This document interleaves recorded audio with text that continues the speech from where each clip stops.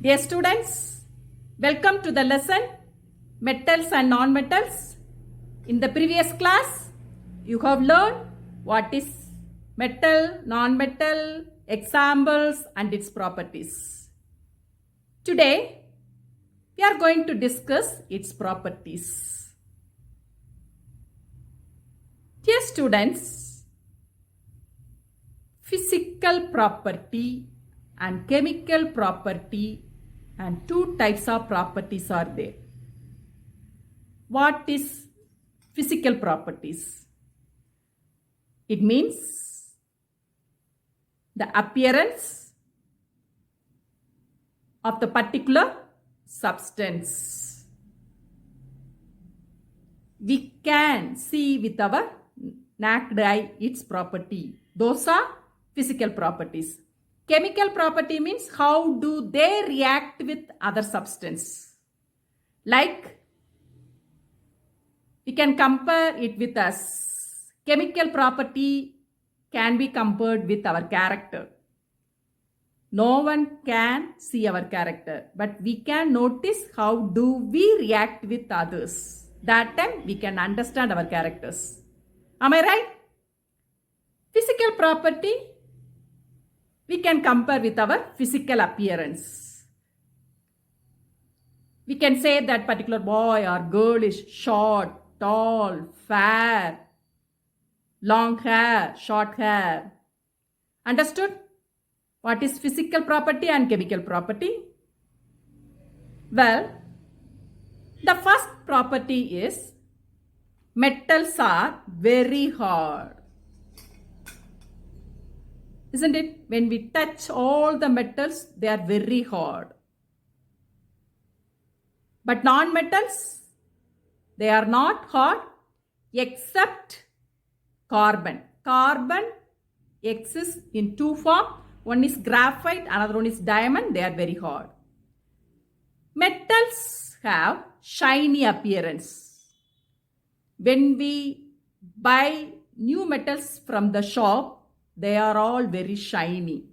But later when it is exposed in the air, a thin layer will be formed on it. For example, you can see on the top of iron sheet or iron nail, brown coating will be formed.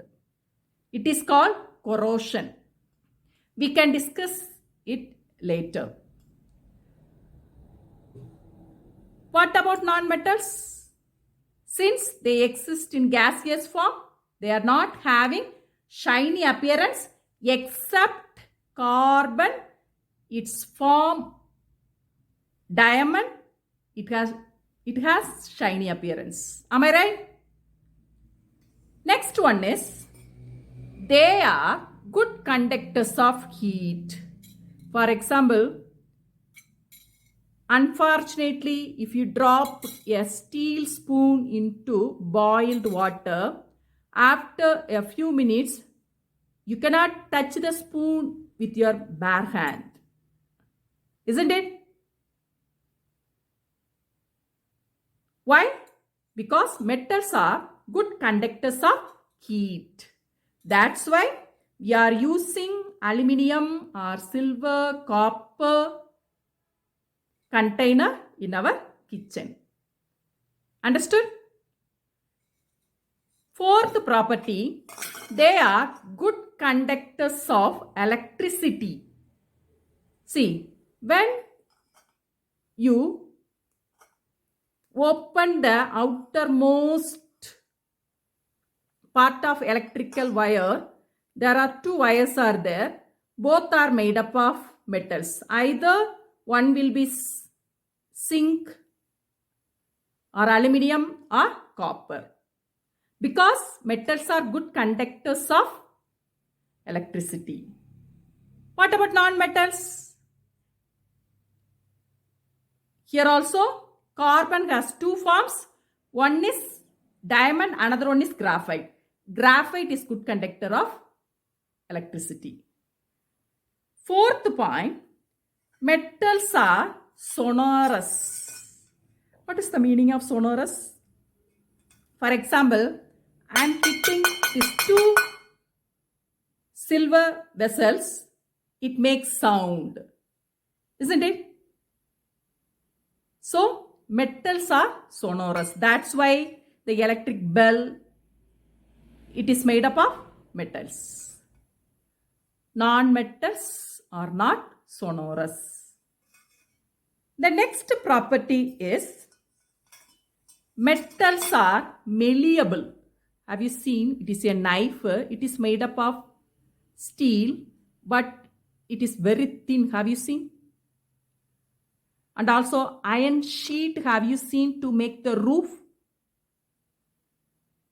Malleable means making thin sheet. We can make thin sheet from metals. So, metals are malleable. Another property, metals are ductile. What's the meaning of ductile? Making thin wires from metals. Here, look here. It is made from iron. It is proved that from 1 gram of gold, we can make the thin wire for 2 kilometer length.